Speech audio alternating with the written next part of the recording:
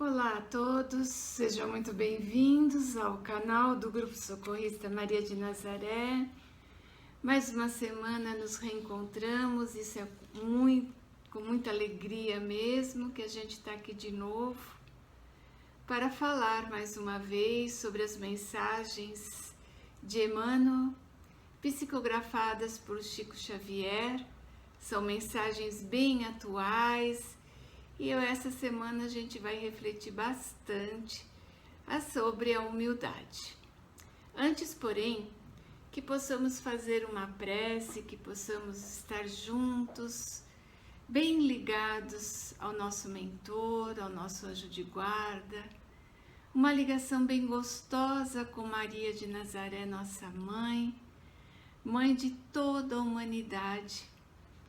Que o seu olhar possa ser derramado por todos nós, sobre todos nós, as suas bênçãos, e que através dela possamos chegar ao nosso Mestre Jesus, com muita alegria, pedir as bênçãos para esse Mestre tão amado, que ele possa estar sempre junto de nós e que possamos nós estar sempre junto a ele. Através de suas bênçãos, que possamos agradecer ao Pai Criador de todas as coisas com a prece. Pai nosso que estais no céu, santificado seja o vosso nome, venha a nós o vosso reino, seja feita a vossa vontade, assim na terra como no céu. Pão nosso de cada dia nos dai hoje, perdoai as nossas dívidas, assim como nós perdoamos os nossos devedores. E não nos deixeis cair em tentação, mas livrai-nos de todo mal. Que assim seja, que tenhamos uns bons minutinhos de reflexão junto a Jesus, junto aos benfeitores espirituais que nos acompanham. Agora sim, um olá a todos com muita alegria. E hoje a nossa lição vai ser do livro Caminho, Verdade e Vida, número 155, deixa eu pôr aqui do lado, que diz assim: entre os cristãos. E a frase está no Evangelho de Marcos 10.43, que diz assim: mas entre vós não será assim. Então, para que a gente pudesse entender esse contexto, a continuidade desta frase no Evangelho de Marcos é essa: mas tudo que entre vós quer ser o primeiro, seja o escravo de todos. Porque o Filho do Homem não veio para ser servido, mas para servir e dar a sua vida em redenção por muitos. Por isso que no começo eu disse que a nossa mensagem seria sobre a humildade. Antes, porém, eu fui buscar também a história anterior a esta frase. E é uma passagem de Jesus muito bonita, quando a mãe de João e de Tiago chega para Jesus e fala: Jesus, meus filhos são seus discípulos, então eu gostaria que um sentasse à sua direita e outro à sua esquerda. Jesus, com aquele olhar misericordioso para essa mãe, diz assim, mais ou menos, né, gente? Não está na íntegra. Eu não sei se eles poderão sentar à minha direita ou à minha esquerda. Será que eles são capazes de beber do mesmo fel que eu beberei? E os discípulos prontamente dizem que sim. Aí Jesus complementa dizendo: sim, mas mesmo assim, não sou eu que lhe atribuirei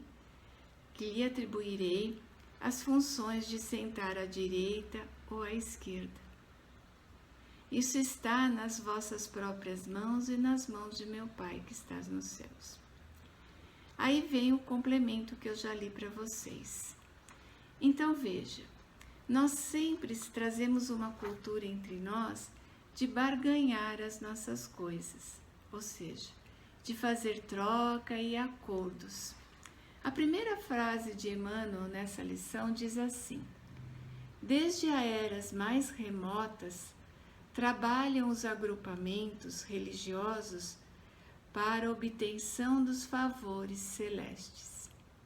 É bem assim que a gente é bem assim que ainda está escrito em nós todas essas coisas. Pois a gente pensa assim: uma vez que eu estou me esforçando, uma vez que eu estou fazendo tudo direitinho, eu peço a Deus que me recompense, dando aquilo que eu quero. Então a gente tem essa troca. E mesmo nos nossos atos mais caridosos, ainda, por muitas vezes, a gente ajuda esperando algo em troca. Isso é uma coisa que se instalou em nós desde as épocas mais remotas, quando a gente ainda não entendia direito o que é essa ligação com a divindade, o que é fazer a nossa parte, o que é se esforçar. Emmanuel vem em nosso socorro mais uma vez e diz: nos tempos mais antigos recordava-se da providência tão só nas ocasiões dolorosas e graves.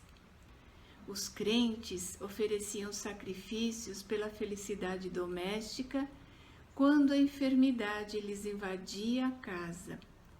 As multidões edificavam templos em surgindo calamidades públicas. Deus era compreendido apenas através dos dias felizes. A tempestade purificadora pertencia aos gênios perversos. Então veja como está mesmo na nossa cultura, no nosso interior. Emmanuel nos fala que a gente só lembra de barganhar com Deus nos momentos mais difíceis. E se a gente analisar a nossa vida, é verdadeiro isso que ele nos fala.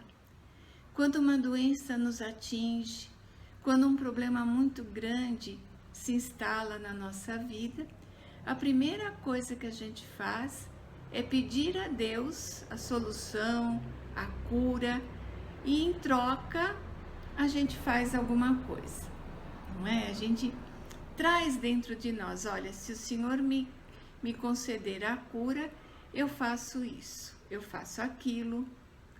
Então, nos dias felizes, a gente não pensa essas coisas, porque aí tá tudo bem, eu não preciso de nada, Deus está comigo, não é assim? Isso vem da história da humanidade, que quando acontecia alguma coisa de calamidade pública, quando o Emmanuel fala dos crentes aqui, são daqueles que têm fé, daqueles que têm uma religiosidade, não está se referindo a nenhuma seita, a nenhuma religião, a humanidade em geral. O que eles faziam? Construíam templos e por muitas vezes ofertavam sacrifícios, animais e muitos povos da antiguidade, até sacrifícios humanos, para agradar a esse Deus, para que ele pudesse trazer a felicidade novamente. Nós estamos em outras épocas agora. Nós estamos numa época em que a gente consegue perceber que faz parte do nosso esforço estar feliz ou não, estar em paz com Deus ou não. Não faz parte mais de nós essa troca, esse acordo, porque a gente sabe que quando Jesus veio, ele ensinou a lei máxima de Deus, a lei da justiça divina, que seria a cada um segundo as suas obras. O que Jesus fala para a mãe de Tiago e de João é isso, sabe? Para que a gente possa alçar voos maiores, para que a gente possa estar pleno com Deus, é necessário que a gente faça a nossa parte, que as nossas obras sejam no bem, através das leis divinas. E as leis divinas são bem claras. é a lei do amor, da fraternidade e da justiça perfeita, que contempla aquele que trabalha. Emmanuel ainda continua nos dizendo assim: Cristo, porém, inaugurou uma nova época. A humildade foi o seu caminho, o amor e o trabalho o seu exemplo, o martírio a sua palma da vitória. Deixou a compreensão de que entre os seus discípulos o princípio de fé jamais será o da conquista fácil de favores do céu, mas de esforço ativo pela iluminação própria e pela execução dos desígnios de Deus através das horas calmas ou tempestuosas da vida. Então Jesus trouxe isso para nós. Ele mostrou que é através do trabalho de servir, de cuidar um do outro, de amar o seu próximo, é que a gente está apto a alcançar as benéficas divinas. Porque aí o nosso trabalho, a nossa escolha no bem, é que iria nos candidatar a esses atributos, a essas recompensas, e não aquela barganha que a gente sempre faz. Jesus também nos mostrou que a única maneira de atingir tudo isso é através da humildade. Jesus veio servir a humanidade através da sua vivência, através da vivência dos seus ensinamentos. Então ele provou que é possível a gente viver sobre a regência do amor, sob a regência do perdão. Basta que a gente se esforce, basta que a gente compreenda que a vida sempre vai ser constituída de momentos bons, de momentos ruins, de tempestades, de calmaria. E é necessário que a gente louve a esse Deus em todos os momentos, não só nos dias felizes, não só nos dias tempestuosos, mas que a gente tenha uma constância nesta lei divina, que a gente possa atingir sempre a fraternidade dentro de nós e, através dela, servir o nosso próximo, através da bondade, da caridade, do perdão. O perdão é uma das coisas mais difíceis que a gente tem para conquistar. Fazer ao nosso próximo aquilo que a gente gostaria que fizesse. É tão simples essa frase e é tão difícil de colocar em prática. Então, antes que a gente tome qualquer atitude, que a gente possa entender que servir ao próximo, em primeiro lugar, é se colocar no lugar dele e tentar entender o que ele quer de nós e não o que a gente quer para ele, porque a gente ainda tem uma coisa dentro de nós que gostaria que o outro fizesse aquilo que a gente quer. A gente é tão terrível nesse aspecto, não é? Mas é assim, é simplesmente a gente pensar em Jesus e ver o que ele fez. Ver de que forma ele plantou esse amor. Servindo ao seu próximo, tendo uma conduta reta dentro daquilo que ele ensinou. Então, dentro daquilo que a gente acredita, que a gente possa ser fiel à nossa proposta de seguir o Cristo. E seguir o Cristo é ser o servidor de todos os homens. Então, Emmanuel continua assim: a maior lição do Mestre é a de que, ao invés de formularmos votos e sacrifícios convencionais, promessas e ações mecânicas, como a escapar dos deveres que nos competem, constitui-nos obrigação primária entregarmos-nos humildes aos sábios imperativos da providência, submetendo-nos à vontade justa e misericordiosa de Deus, para que sejamos aprimorados em suas mãos. Ele termina essa mensagem com essa frase. E eu diria assim, que a gente possa não fugir às nossas responsabilidades, porque ela está atrelada aos nossos atos.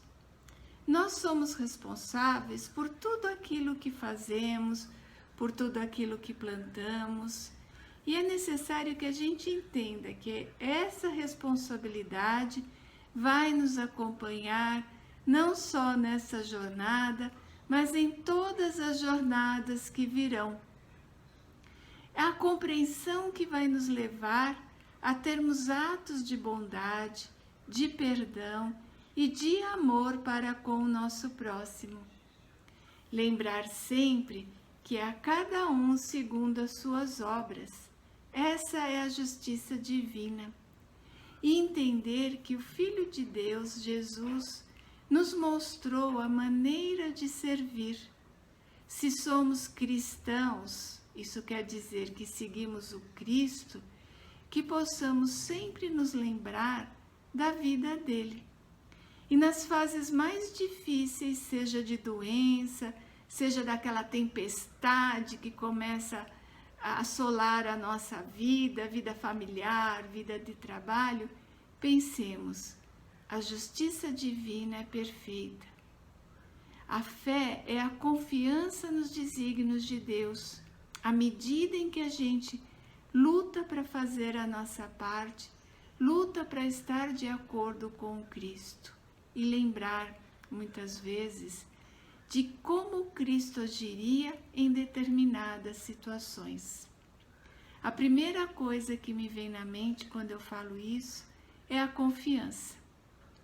Jesus, quando estava na cruz, confiou em Deus, confiou nos seus desígnios. Quando ele fez todo o seu martírio nos últimos dias, quando ele viveu as ofensas das pessoas que estavam à sua volta, ele sempre estava ligado com o Pai, fazendo da sua obra os seus ensinamentos, o seu evangelho de amor. Portanto, se queremos ser os maiores perante Jesus, perante Deus, que sejamos aquele servo menor, que trabalha no silêncio, no amor, na caridade ao próximo. É essa mensagem que deixo a todos vocês nesse instante, que possamos estar sempre ligados a Jesus, ao seu Evangelho, que é tão lindo, que é tão atual, que é de uma pureza inabalável. Basta que a gente se ame e ame o nosso próximo. Agradeço o carinho de todos e que possamos deixar vibrações de amor para essa humanidade terrena, para todas as famílias, por nossas famílias, por nós mesmos, e que possamos deixar todo o nosso amor à disposição de Jesus. E a gente encerra esta reflexão agradecendo sempre a todos vocês que estão conosco e que Jesus abençoe sempre a vida de cada um e fortaleça a fé, a confiança em Deus. Um abraço a todos, muito obrigada pelo carinho.